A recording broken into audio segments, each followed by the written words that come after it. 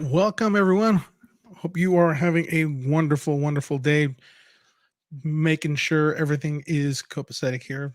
I'm doing a quick test over here on my other screen that I can hear myself, and I can. So, making sure the audio is great. If you're joining on YouTube, thank you so much. If you are on Periscope, on Twitter, thank you so much for joining. Do share it, let other people see what's going on, retweet, post, whatever it is, whatever social media you're using, share it out, share it out. So, welcome to Creators Lounge Show.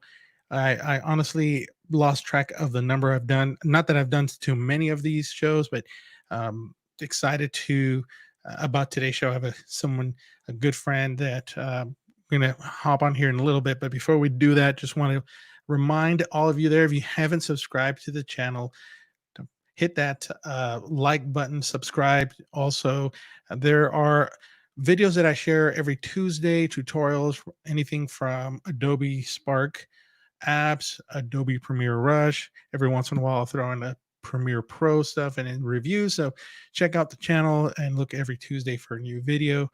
And also follow me on all the social media. You can find me at Claudio Zavala Jr., pretty much on all the different social media sites. Check out my website. I am claudius.com.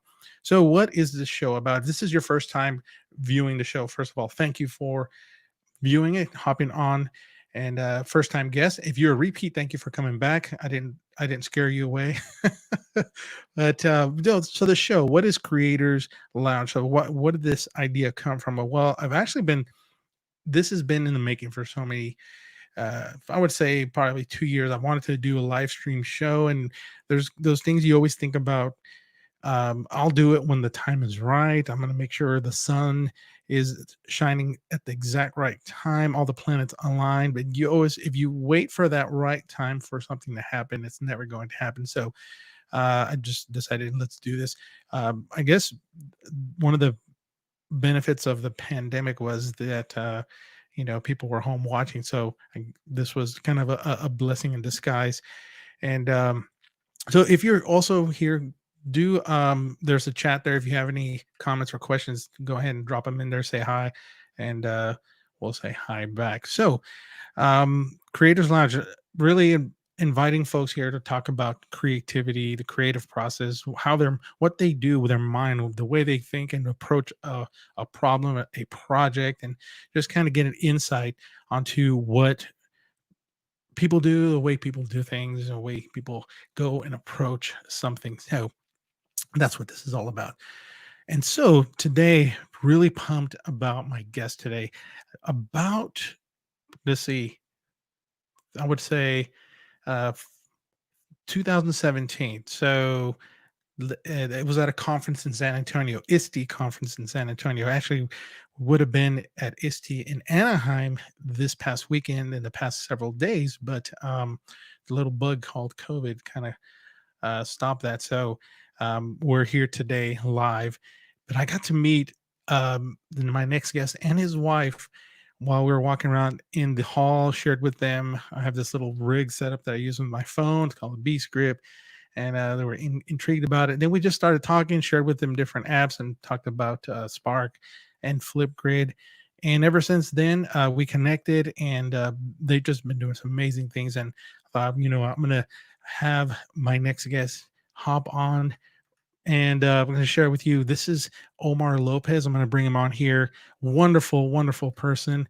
And so, Omar, what's going on? How you doing? How's everybody doing? It's been great so far.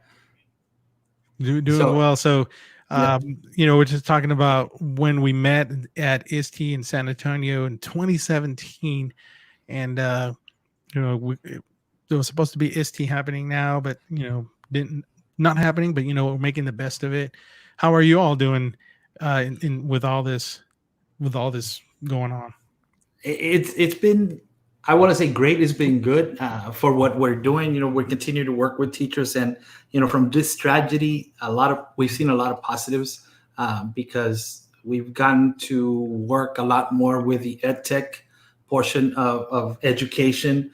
And I mean, it's sad but at the same time, it's kind of reassuring because of everything that's going on. Teachers have come together. I think we've been able to help a lot more teachers. And you brought up a good point of the right time. And I think this time we've all been able to take advantage of our time at home and start being more creative. To begin with, teachers are creative. But now with what we were forced into, there's been a lot of creativity going on, and it's a perfect time to talk about, just creativity in general. So it's been good. Boys are well. Feli and I are doing great. We've been helping teachers, so we're good. Thank God. I think the point you just said, like, says it all right there, is taking advantage of that time that we've been at home, and we've been able to explore creativity a little bit more. Some of you are like, well, what else am I going to do? But it's been able to kind of like, I think problems have come up, and like we're trying to figure out, okay, what can we do? And that in itself is being creative, trying to figure out, okay, how we're gonna solve this, how we're gonna reach and teach students, how we're gonna reach and help teachers, and how we're gonna help ourselves get better. And I like I was mentioning earlier, I took this time as opportunities, and like, well, I'm able to be at home and work at home and take little breaks here and there to record a little bit more videos. And but a couple other things I haven't been able to do was like go out and photograph, do photo shoots, because we're trying to keep our distance. Now it's kind of a little bit, okay, we can go out. I had people, can you do our photo shoot? We'll do social distance. It's like, well, it's not. I didn't feel for me to do it because I like talking with the persons that I'm taking a photo of and kind of getting to know them a little bit. Is that way you can kind of like, okay, here's your kind of character, and I want to be able to capture you. So, I didn't do any just because of that. And I guess I could have been a little bit creative, shooting from the car, maybe open the window and like shoot from the car. You're like a spy or something. Something. Yeah, but yeah. So you really hit on the thing is like being able to take opportunity to be creative. And so one of the things that when we connected is I shared with you this tool and that in called Flipgrid. Oh my gosh. And if you're not familiar, folks that are listening, I'm huge. I love creativity. I love using different apps to create content. And if you're not familiar with this social learning app called Flipgrid, and you can record a video. That's basically how it started, recording a video and then share with other students and teacher. And that's kind of where it began. And just this past where are we, Monday, all these upgrades, and it's pretty insane the what you're going to be able to do with the camera in there. What was your did you get to watch the show or maybe the replay? Oh yeah, we watched it. We were tuning in. In fact, we grilled burgers right before that, so we put it up on our projector. It was like Super Bowl Sunday kind of thing. That was Flipgrid Live for us. So yes, we watched it. I think, man, there's just so many things. The main thing, and we talked about this, is the Microsoft Coach addition to it, where we just help our students just become better public speakers. Oh yeah, that is big. And and going back to 2017 and that sketch that got everything going for us and Flipgrid was empowering our English learners. And when we talk about their voice and having that coach that can help our students, and you keep saying if or and likes and all these filler words that they talked about, and having that available to them, I think that's just gonna build up their confidence and make them feel just more empowered to share their voice, and they're gonna come to a point where they're like, I can do this. And I think that's it. All the other parts of the frames and everything you can do and the screen recording on the phone, that's awesome. But as an educator and with that emphasis and that interest in our English learners, I think that Microsoft or that PowerPoint Coach is going to be very, very important for our students. And you say the English learners, and I'm gonna go on a limb and I'm gonna say they I think we both were English language learners, Yeah. and I mean Spanish was my first language, and I was first born. That's what my mom spoke until I got older and started kind of watching some cartoons and learning from cartoons and with cousins. And then as my other brother was born, and we kind of you know spoke broken English here and but little by little learning. But um, I still have trouble saying some words, and my wife jokes on me. Like, just because like you can't say that word. It's like well, I guess I can't. It just comes out a certain way. I guess I'm just using my little California, Southern California, Baja California accent there. But it's funny you were saying about the that that app, the integration of kind of that tool, that coaching tool is when you're using the video and saying words like or the pauses. I have a little sticky note right here and see if it that I put up here when I record videos to kind of cue me or remind me to try not to say or so. I can edit it in post production, but if it happens, sometimes I'll catch it. If it doesn't, okay, it would be not the fact that it can catch that and tell you where you said that. That's pretty amazing. Like you said, helpful for English language learners. That's going to be a crazy tool that like wow. Yeah, for sure. And that's what we want our kids to be, just more confident and lose that affective filter that we talked about, and Feli and I talk about it, when we present Flipgrid or just EdTech in general with our students. It's being able to build up their confidence and just do well overall. So Yeah. that was my favorite, just not the creative part, but as an educator, but everything else awesome. Yeah. And definitely, and I like the fact that we're able to see the same live stream and take away different things. So like, you were looking at it specifically like I want to see English language learners, and you're like, wow, this tool. And then I started looking at like the camera thing. I'm like, what? You're gonna be able to do like double video on top of another one.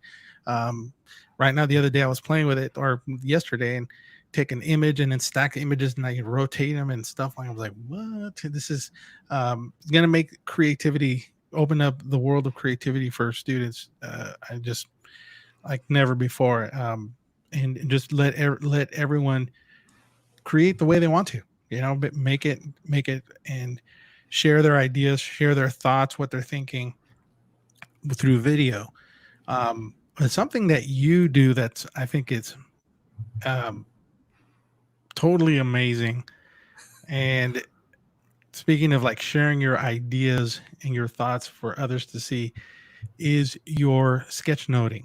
And for those of you who are listening and in the education world, sketchnoting is kind of getting your ideas and doing them kind of like in a drawing form, note form, so that you can kind of capture what you're learning, put it down on paper or on the tablet, and when you look back at it, you can be able to say, okay, this is what I was learning. This is how kind of I took my learning and put it into I'm going to say cartoon form, just for so for those that listening, you can see the cartoon, the motion, and from transition to this and that. So putting the ideas in kind of like a cartoon form, written form, for those that are not in education. Omar is like a master at sketchnoting, this form. And to me, it's an art form, and the way he creates it, and it's just amazing. So I'm gonna actually do this. I have an example here that I'm gonna share with folks right there. That let's do it. Just whoop, didn't pop up the one. There it is. That right there is amazing.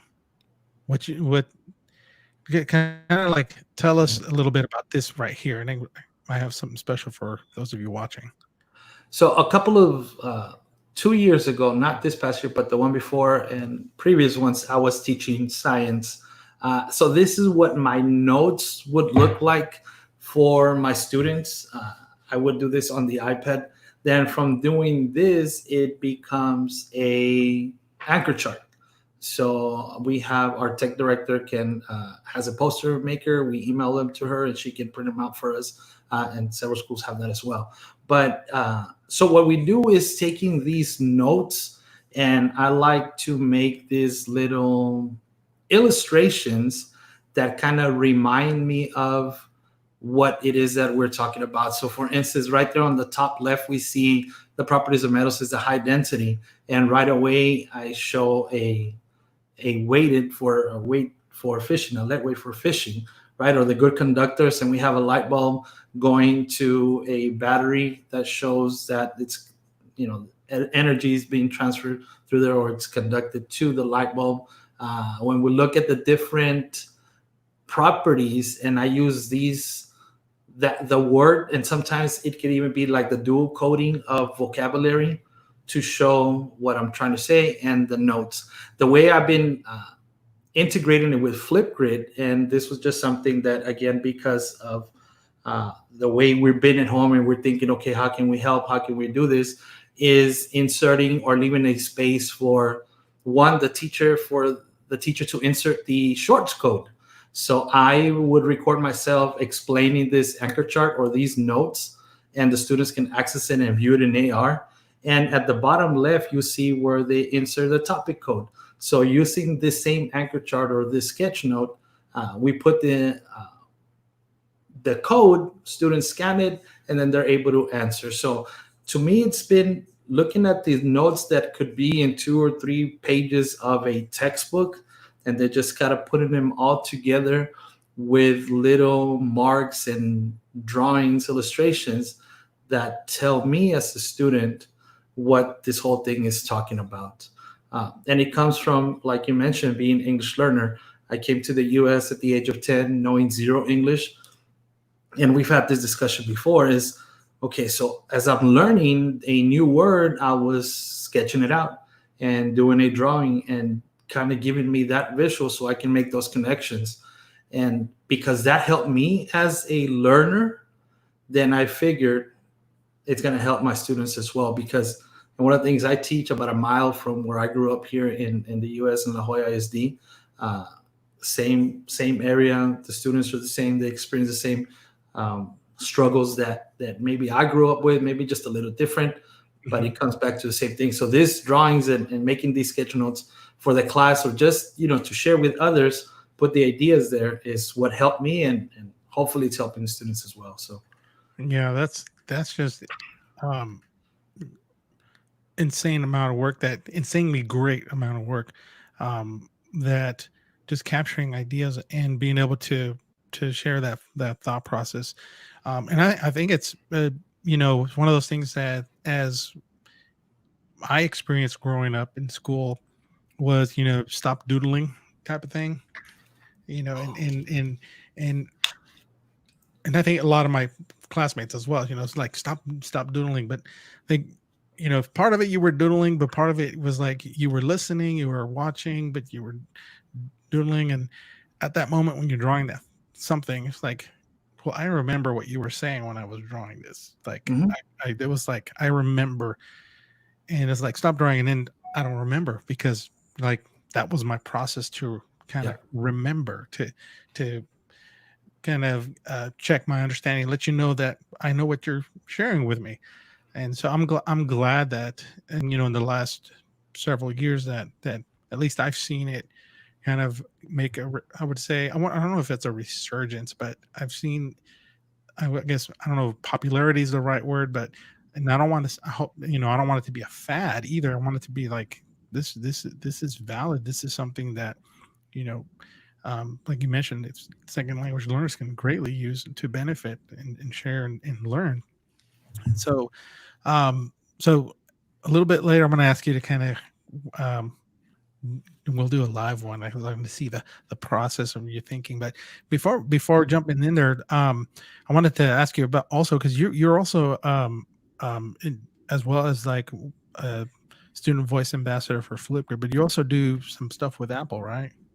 Yes, I'm an Apple Distinguished Educator. So I was inducted in the class of 2019. So I was fortunate enough to get in there. And so that's what we do with Apple. And we do a lot of workshops and ADEs and a lot of collaboration and just kind of learning and bouncing ideas from each other and attending sessions. So I'm part of the Apple Distinguished Educator. Feli got in 2017, and then I got in 2019. And a real quick story about our ADE Institute. Once we make it, right, so we apply. It's every 2 years. Apply in February. We don't get a notice till like April. So all this time we're anxious and waiting to see if we're going to get in. So Feli went back as an alumni on 2019 to welcome the incoming class. So we were up there together. Cool. And and we're with each other the whole time because it's a few days of this institute, and we're with each other the whole time, and we're just there. And then people started thinking that we were kind of like that we met up and that we were kind of like barely hooking up there. You want to say that in the institute. So, and we will always walk together, eat together, everything. So we're right next to each other. We're not holding hands or anything like that. But then people were like, oh, I thought you had just met and you were just kicking it out. I'm like, no, we've been married almost 20 years. So that was funny that they didn't know that we were married until that's it was a good thing. So that's funny. But that's cool. That's really neat that she was able to go and kind of be there with you to, one of the things I noticed, in a lot of the companies, and not just ed tech companies, but a lot of companies that are in the world of education, and even just like creativity, the arts and things like that, are promoting the creativity. Are really saying like creativity is an important part of what students need. And I know Apple does kind of their creativity that I think it's everyone can create. There's the everyone can create curriculum. Okay. And it goes anything from music with GarageBand, sketching with Sketches School.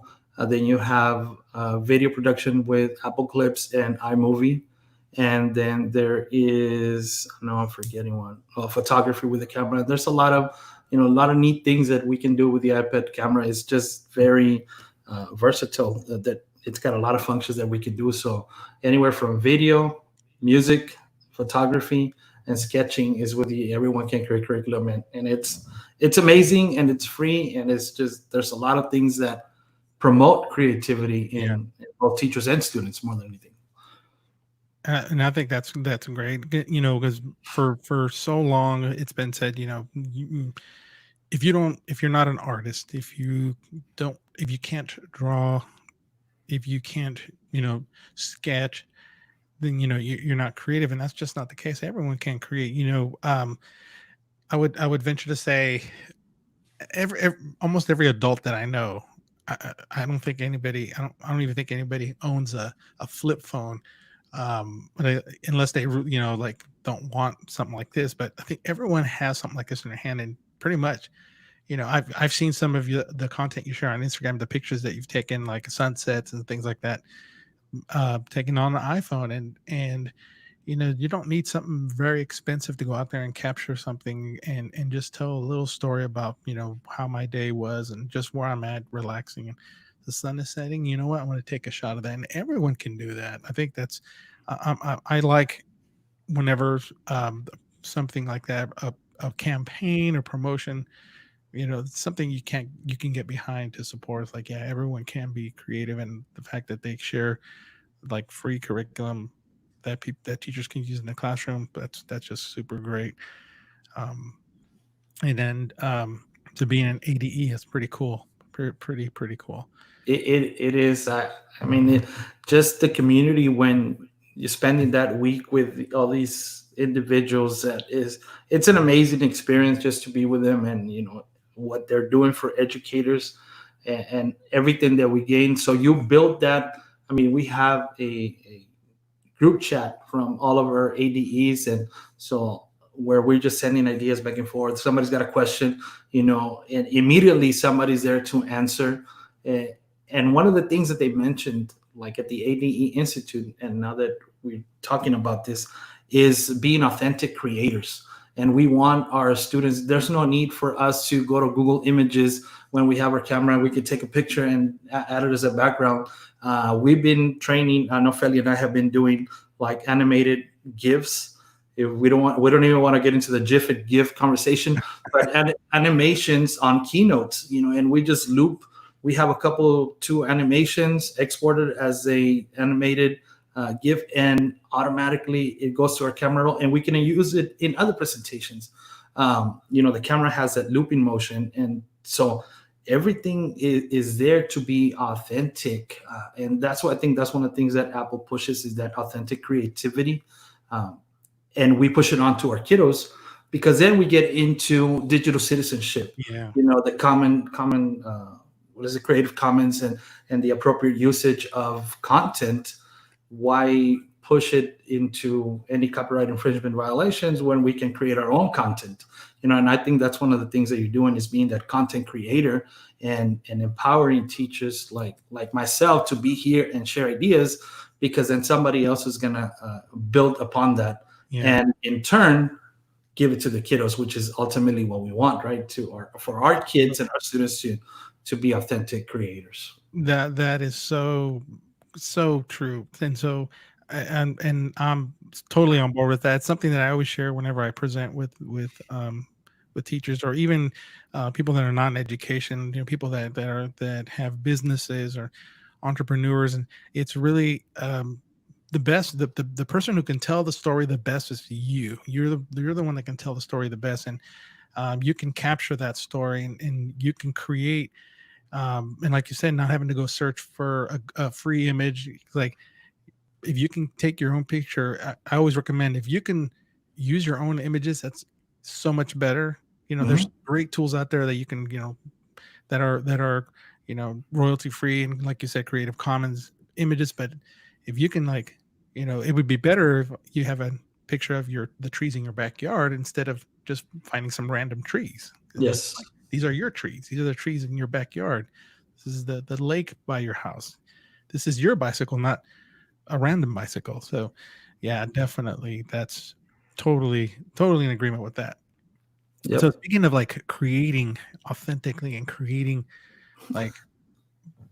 something original. So I asked Omar if he'd be willing to do this, and we had some technical stuff. We're trying to get everything ready before, and so we're gonna have him actually do a live demo of sketchnoting, and it could be it could be what we're talking about, but or really just the process, the creative process behind sketchnoting. There's actually someone asked a question. I'm gonna see if I'm gonna pull this back up here. I'm gonna drop the question up there.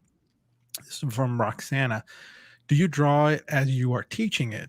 So that's a great question, because it's curious. As you're teaching it, are you drawing it? So can you kind of answer that question maybe before we start? Normally, so our lesson cycle goes, we have some reading, and then we have some activities that build upon the reading. And these usually come on a review day right before an assessment. Yes, do I do initial notes with a sketch note? Absolutely, yes, I do that as well. We're talking about potential kinetic energy, or just the water cycle, or different concepts, academic concepts. That happens sometimes, but usually is not to close a lesson, but to kind of reinforce what we've covered the past 2 or 3 days, and just kind of create that mental map, or concept map, or like a review, like an anchor chart that goes on before an assessment. So it's like a review. That's usually the way we do it. Awesome. Okay, so we're just going to do a quick, make sure everything is set up here. So I'm going to have Omar share his screen. We're going to do a little bit of swiping. So we're going to actually see his iPad. And in fact, so when he does this, he's not going to be able to see us interacting, but he's going to be on his iPad. So go ahead and do your swipe there, Omar, or do your share from your screen. Here we go. Let's pop this up. And let's make sure we can all say, there it is. There's his iPad. So we got a little hello there. Awesome. We can see it. Perfect. And notifications from Google Classroom, since we're working summer school. So it's still, so I have my iPad, and I'm using paper by WeTransfer. It used to be paper by 53. Now it's WeTransfer. So here, and as we are talking, usually a lot of times we start off by just kind of putting our title, Mm-hmm.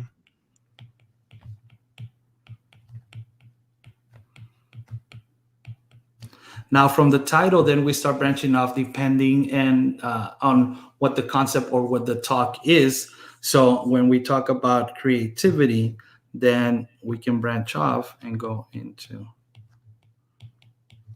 But here,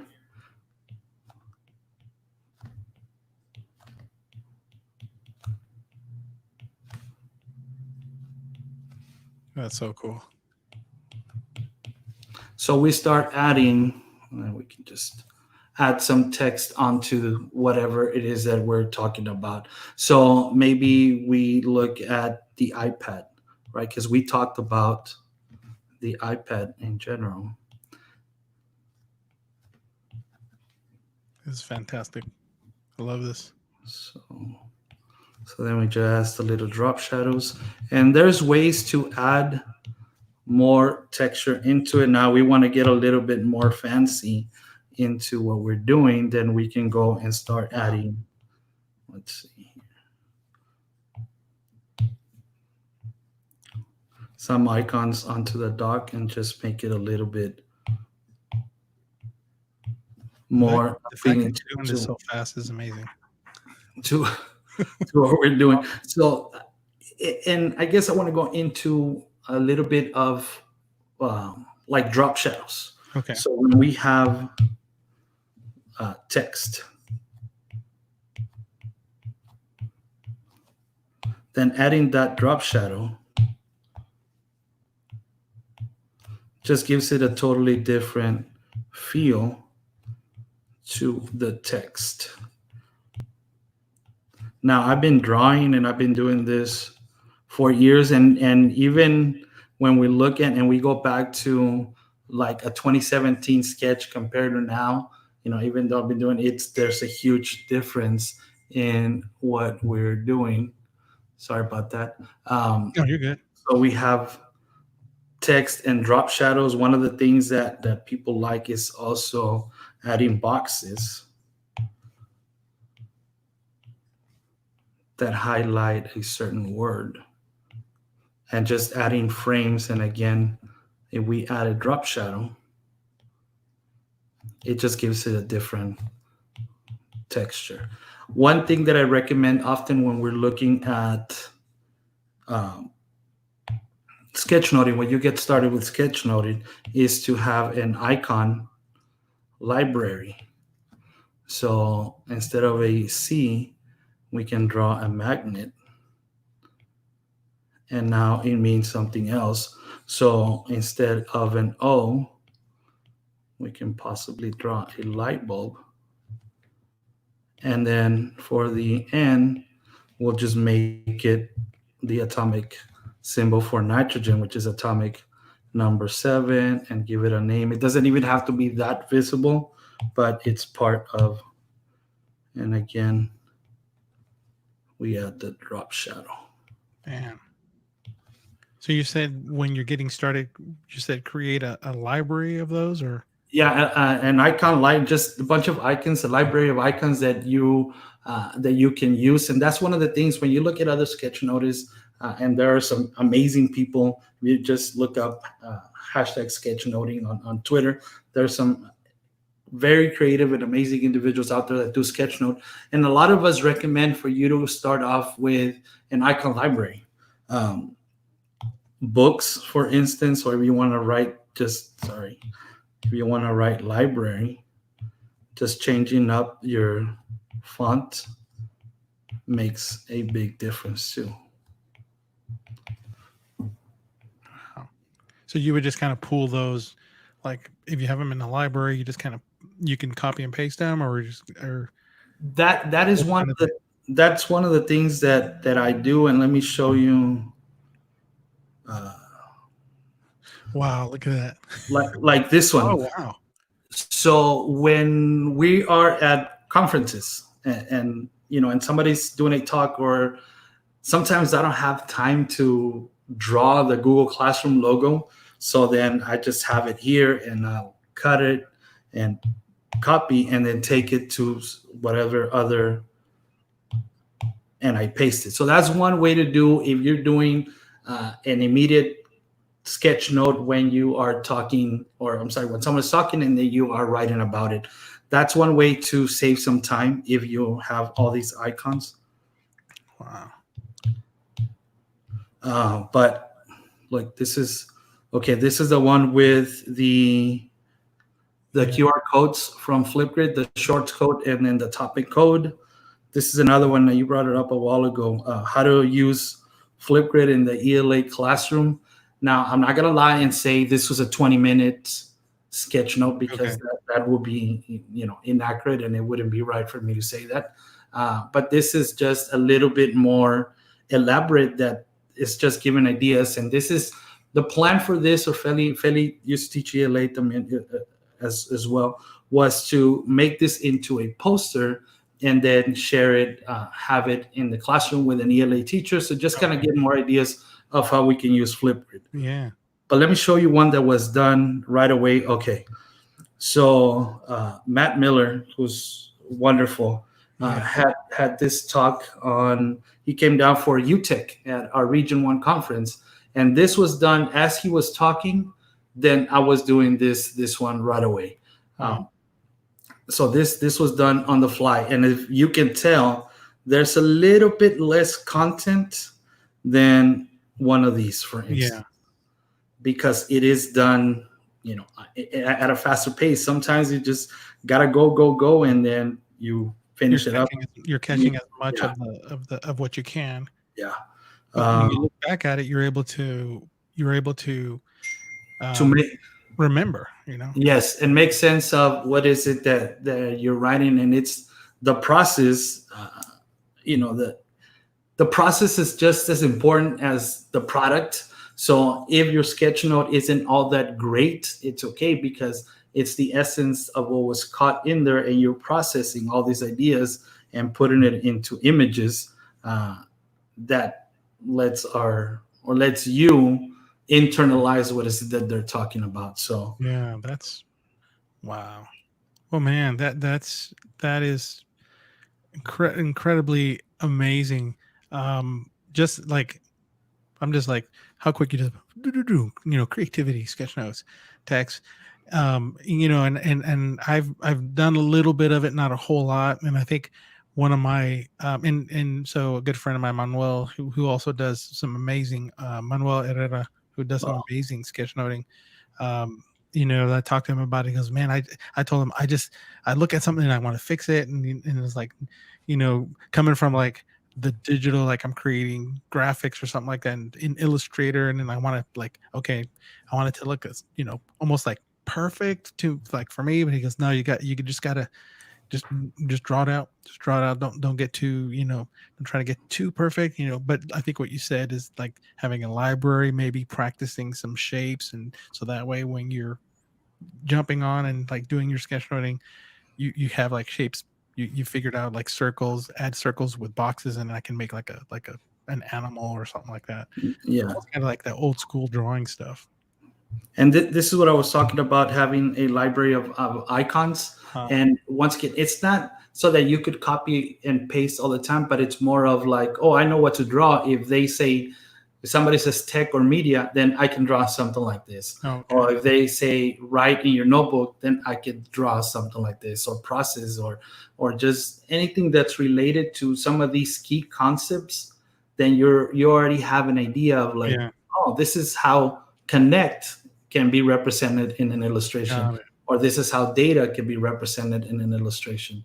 Yeah. So, and it's just having that more so that you could practice, and then your students, and that's when you brought up a good point, like when you mentioned Manuel, who does amazing work as well, is they want it to be perfect, but if I zoom into this, look at how not perfect that is. We cannot look at this ones. I didn't color all the way in the lines or all the way to the lines, but ultimately we know that that's a book and that's reading, and that represents something with the ELA language arts classroom. The Twitter, oh my gosh, I can't really that one kills me all the time because I can't really do it. But knowing that when you zoom out, you really can't. It looks like it, Yeah. So, but we know that a red button with a white play, we automatically know it's YouTube. YouTube. Yep. So it's Play. having, Yeah. yeah, having these things available. Man. I think this one was the one that started it all. This one right here. Yeah, I remember that one. Yeah, and right now when you were into like when we opened up and it was said having the right time, like for you having the right time to do these videos and streams, and Feli would tell me all the time, let's get you an iPad, let's get you an iPad, let's get you an iPad. Like, no, maybe later, maybe later, maybe later. And then when we finally got it, then now it's just opened up a whole new world Yeah. into what we can do with this and into the classroom Man.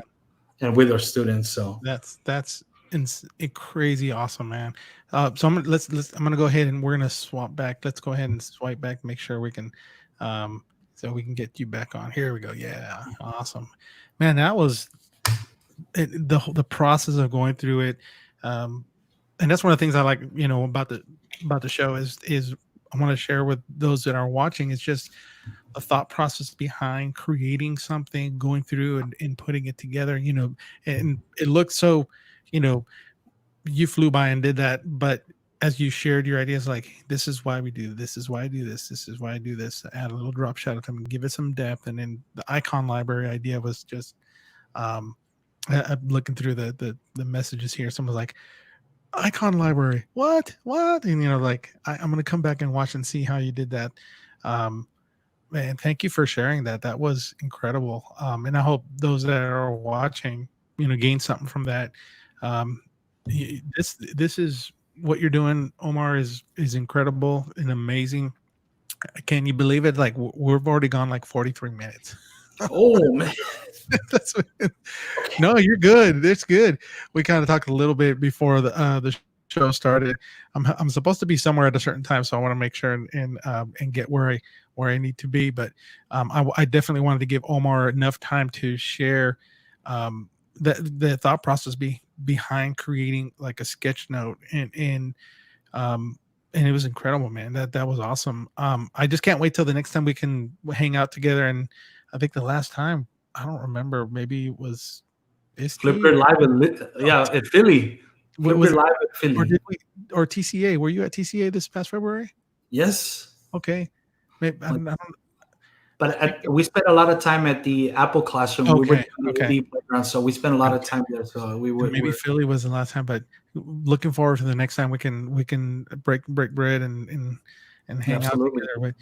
It's been amazing. Thank you so much, Omar, for sharing that and taking time to come onto the show. And of course, thanks your wonderful wife for letting me borrow you for this time and sharing your passion with your teachers and your students. If maybe one last question before we kind of part ways, but if someone wanted to get started with just creating, what would you share with them, like a tip? I don't want to sound cliched, and it probably is, just get started. Yep. It's just get started. There's no wrong way to sketch note. If it makes sense to you, and if a scribble means that's a lion, or it's confusing, if you want to write, complex and just make a bunch of little lines that you have no idea what it is, but in your mind you already told yourself this is what complex represents, because it's hard to understand just a bunch of little squiggles, then that's complex, and nobody can prove you wrong, because that's for you. So you are doing sketchnoting, get started. There's no wrong way to do it. And I've talked about this with Jen Giffen as well, is, look at other people. What is it that they're doing? What is it? And you might end up, borrowing an idea from over here and borrowing an idea from over there. And it's okay, because ultimately it's going to come back and be your own style that's put together. So that's what I would say. Get started. There's no wrong way to do it. Just do it. And it does mean something to you. And then look at other people and just start building that icon library. Yeah, that's incredible. Omar, if people want to get a hold of you or see where you're at, how can they get a hold of you? And the best way would be at Omar López 0207 on Twitter. I'm sharing. I just shared a Wakelet full of Flipgrid sketch notes. I share any tips and tricks that I've done with sketchnoting. I'll put them up there, and that's probably the best way. At Omar López 0207. Here, I'm gonna drop it into the chat there, and then I'm gonna share it on the screen so people will want to. That's did I get it right? Yes. Copy paste. Yes. It should be right when you copy Yeah, paste. it is. So yeah, Yes. this has been incredible, Omar. Thank you so much for sharing your passion and your creativity, your skill. For those of you who were hanging out with us for the entire time, thank you so much for stopping by and watching Creators Lounge. Please share with your friends if you would be kind to do like a retweet, a share, so that more people can watch. Live. There's people that are watching, but in replays, um, that would be awesome, and appreciate all of you. Don't forget to subscribe to the channel, the YouTube, if you're watching on YouTube, and hit that like button. And if there's anyone out there who would love to come on the show at some point, feel free to send me a DM. You can find me at Claudio Zavala Jr. on Twitter, pretty much on everywhere. And check out my website, iamclaudius.com. Everyone have a wonderful, wonderful rest of your evening. If you're watching, I guess here it's going to be close to 7 o'clock, and West Coast almost 5 o'clock, I think. It's always hard to do that, but thank you so much, everyone. Have a great day. Thank you all. Thank you, Claudio.